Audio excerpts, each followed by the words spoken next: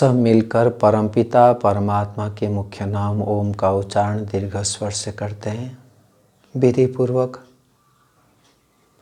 अर्थात परमपिता परमात्मा सर्वत्र परिपूर्ण है, मेरे अंदर मेरे बाहर, परम हितैषी सर्वोपरि है, आनंद स्वरूप है, सर्वोपरि है। मैं समर्पित भाव से हे प्रभु आपसे मैं प्रार्थना करता हूँ। स्तुति प्रार्थना पूर्वक ओम का उच्चारण।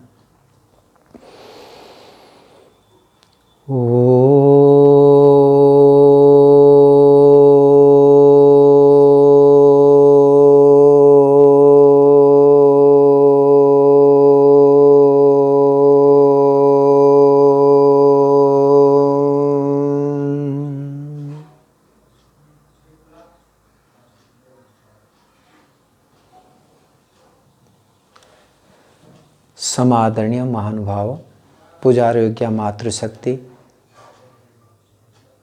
सबको मेरे अभिवादन नमस्ते। आज से हम योगाभ्यास विधि प्रारंभ करते हैं। योगाभ्यास विधि अर्थात जिन विधियों के द्वारा, जिन कार्यों के द्वारा योगाभ्यास किया जाए, योग का अभ्यास किया जाए। योग अर्थात अभीष्ट विषय के प्रति चित्त को बांधे रखना, चित्त के विचारों को अभीष्ट विषय में ही लगाए रखना, अनावश्यक विषयों से निरुद्ध करना, दूर रखना। योगः चित्त वृत्ति निरोधः। योग अर्थात चित्त के वृत्तियों को, मन के वृत्तियों को निरोध कर लेना और रोक लेना। इसके लिए जो जो विधियां हैं, जो जो नियम कानून है, उसको आज से क्रम से हम सीखने के प्रयास करेंगे। अब योगाभ्यास विधि को प्रारंभ करते हैं।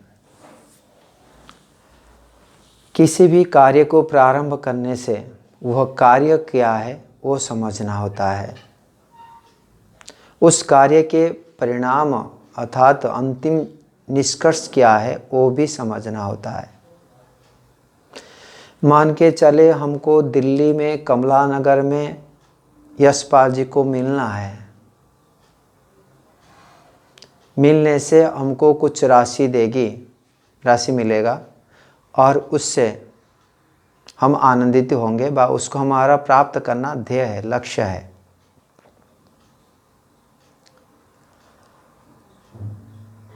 यदि इस कार्य को हम प्रारंभ करना चाहते हैं अर्थात दिल्ली कमला नगर के यशपाल जी को मिलना चाहते हैं, यह लक्ष्य है। उसके लिए अभी हम जहाँ भी स्थान में है, गुजरात में है, तो गुजरात से दिल्ली के लिए हम किस माध्यम से कब निकलेंगे, कब पहुँचेंगे, क्या क्या विधान होगा, मार्ग में क्या क्या चाहिए, उन सारे व्यवस्था को करते हैं। कहने का तात्पर्य यह है कि जो हम कार्य करना चाहते हैं वो कार्य सामने होना चाहिए, लक्ष्य होना चाहिए, जिसको कहते हैं टारगेट। टारगेट नहीं हो तो हम कार्य कर नहीं सकते, अर्थात लक्ष्य की ओर जा नहीं सकते। लक्ष्य के बिना गति को भटकना ही कहा जाता है और लक्ष्य युक्त गति को यात्रा कहते हैं।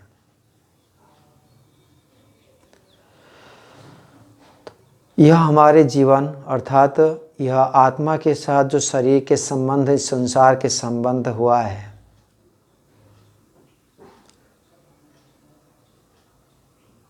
इसका कोई लक्ष्य है, उसका कोई प्रयोजन है। उस मुख्य लक्ष्य के लिए जो पुरुषार्थ किया जाता है उसको कहते हैं योगाभ्यास, क्योंकि वह लक्ष्य योग से ही प्राप्त होता है। तो वह लक्ष्य क्या है? सभी प्रकार दुखों से छूट जाना, पूर्ण तृप्त सुख को प्राप्त करना, जिसको मोक्ष कहते हैं। जहाँ पर शरीर नहीं, जहाँ पर अविद्या नहीं, केवल मात्र ईश्वर के आनंद ज्ञान को प्राप्त निरंतर कर रहा है, सारे ब्रह्मांड को घूम रहा है, कोई दुख नहीं, सुख ही सुख, आनंद ही आनंद। ऐसी स्थिति को प्राप्त करने के लिए ही यह जीवन है। अर्थात हमारे जीवन के लक्ष्य मोक्ष को प्राप्त करने के लिए हैं। ऋषि मुनियों ने वेद में, उपनिषद में, दर्शनों में इस तत्व को प्राप्त करने के लिए, अर्थात मोक्ष को प्राप्त करने के लिए अथवा ईश्वर को प्राप्त करने के लिए ही यह जीवन है, बार बार कथन है। महर्षि दयानंद सरस्वती उस मोक्ष के विषय में नवम समलास सत्यार्थ प्रकाश में विस्तृत जानकारी देते हैं, उसके साधन के विषय में विस्तृत जानकारी देते हैं। इन सभी के आधार पर हम आज से कुछ विचार करते रहेंगे कि इस योगाभ्यास को करना है हमको, हम सुख को प्राप्त करना है। यहाँ पर यह प्रश्न उठता है, मोक्ष हमारे लिए बहुत दूर है, इस जन्म में हमको प्राप्त नहीं हो सकता है, तो इसलिए मेहनत करना व्यर्थ है। ये पूर्ण रूप में गलत बात है। ऐसा नहीं है। जिनको भी मोक्ष प्राप्त हुआ है, उनको मोक्ष प्राप्त करने के लिए जब प्रयास करते हैं, उनको पता नहीं था कि मुझे मोक्ष प्राप्त इस जन्म में हो जाएगा। महर्षि दयानंद सरस्वती को पता नहीं था कि इस जन्म में उनको जीवन मुक्त अवस्था मोक्ष को प्राप्त कर लेंगे। कोई भी व्यक्ति 12वीं कक्षा को पास करना चाहता है, वो लक्ष्य रखा है, जब पहली कक्षा में पढ़ रहा है तो उसको पता नहीं होता है कि मैं 12वीं कक्षा पास कर लूँगा, परंतु लक्ष्य बनाता है,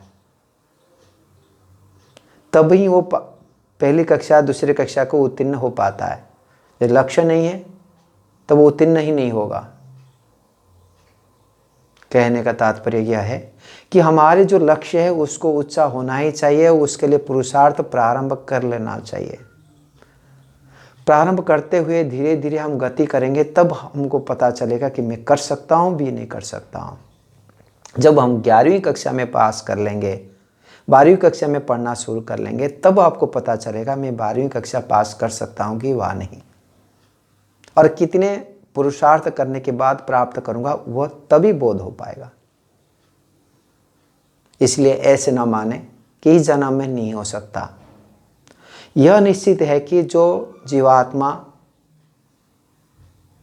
मुक्ति से वापस आते हुए किंबा पशु पक्षी से वापस आते हुए मुक्ति के लिए प्रयास करता है, तो उसको एक जन्म में नहीं हो सकता, अनेक जन्म लगता है, यह निश्चित है। परंतु हम मनुष्य जन्म प्राप्त किए हुए हैं, हो सकता है हम पिछले जन्म में मनुष्य ही थे, हमारे हो सकता है मुक्ति के संस्कार बहुत सारे हैं, अविद्या बहुत दूर हुआ है, इसलिए तो आज को सुनने, वेद को जानने के सामर्थ्य रखते हैं। करोड़ों व्यक्ति है, कौन जानना चाहता है? तो हम आप कुछ जो प्रयास कर रहे हैं, इससे निश्चित है कि हमारे अंदर में संस्कार विद्यमान है, इसलिए हम इस जन्म में भी प्राप्त कर सकते हैं, परंतु प्रयास प्रारंभ 0 से ही करना होता है। जहाँ पर हम हैं वहाँ से आगे बढ़ना होता है, तब धीरे धीरे आपको रास्ता मिल जाएगा। परंतु यह लक्ष्य निर्धारित होना चाहिए। दूसरे प्रश्न आता है, मोक्ष कौन देखा है, मिलेगा कि नहीं मिलेगा पता नहीं, क्यों मेहनत करें? वह भी मिथ्या है। 12वीं कक्षा में कौन पास किया है, वो मिलेगा कि नहीं मिलेगा पता नहीं। छोटे बच्चों के साथ में रहते हुए हम जब वो पहली कक्षा या 5वीं कक्षा पढ़ते थे, तो बड़े बच्चों को यदि नहीं देखते हैं तो यही कह सकते हैं कौन देखा है। अभी 5वीं कक्षा में जो मज़ा है उस मज़ा ले, 12वीं कक्षा के लिए क्यों मेहनत करें?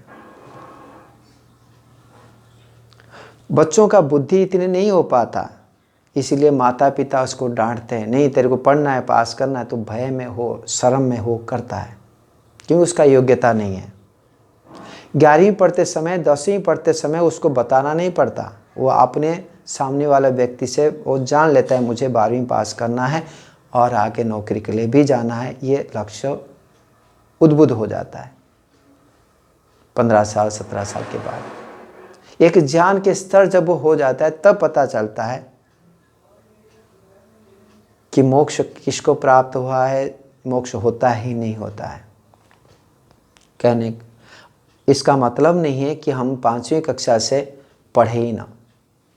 यदि हम सत्यवादी सत्यमानी व्यक्तियों को हम मानते हैं ये सत्यवादी है और उनके कथन है कि मोक्ष को जाना ही हमारा प्रयोजन है, और जिस मार्ग में कहते हैं उस मार्ग में कुछ गति करने के पश्चात तो जैसे बताया गया वह फल पद होता है, तब उस मार्ग में गति करना चाहिए।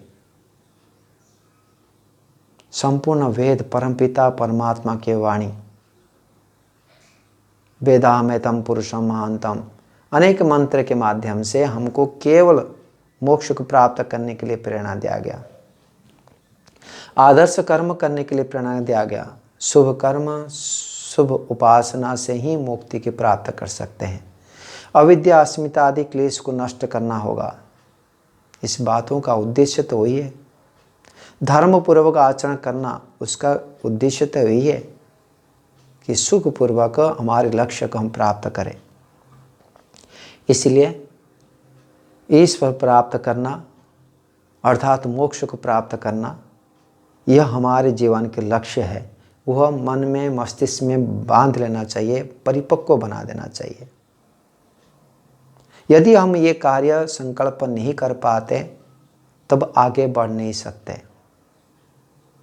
इसके साथ साथ मैं काम बताऊं आपको जो सूक्ष्म विषय है, इस लक्ष्य के साथ साथ एक लक्ष्य और जोड़ना पड़ता है,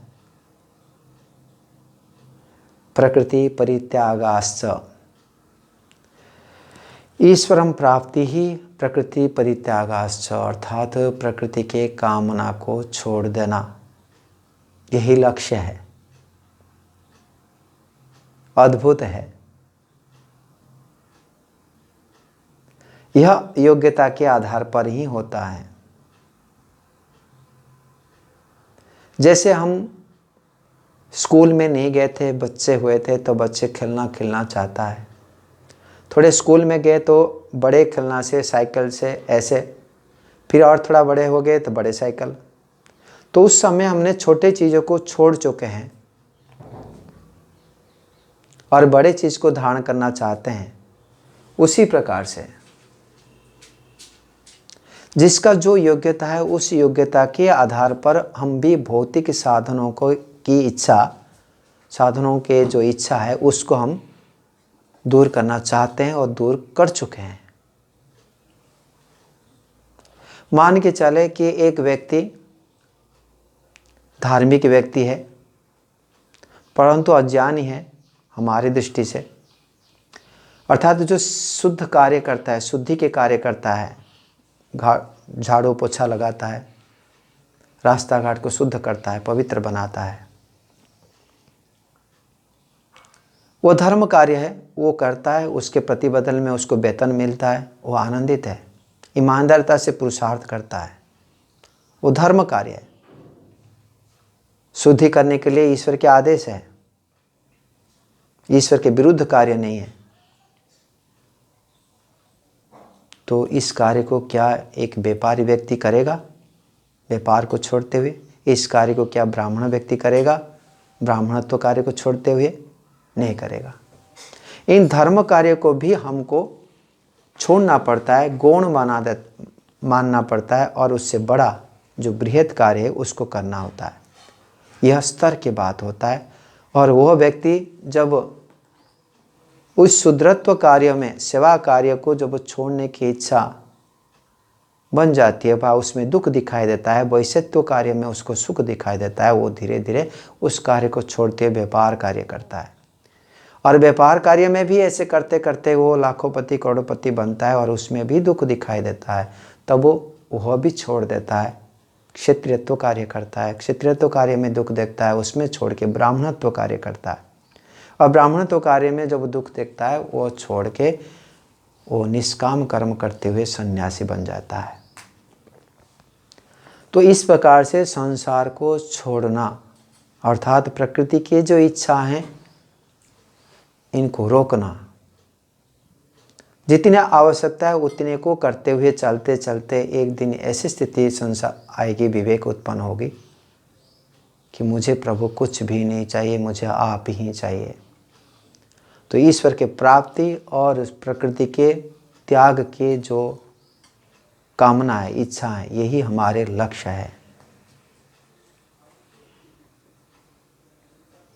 ईश्वर से प्रार्थना करते हैं, प्रभु हमारे अंदर में ऐसे शक्ति सामर्थ्य प्रदान करें, इस आदर्श लक्ष्य को, उच्च लक्ष्य को प्राप्त करने के लिए हम अभिलाषी बने, संकल्पवान बने।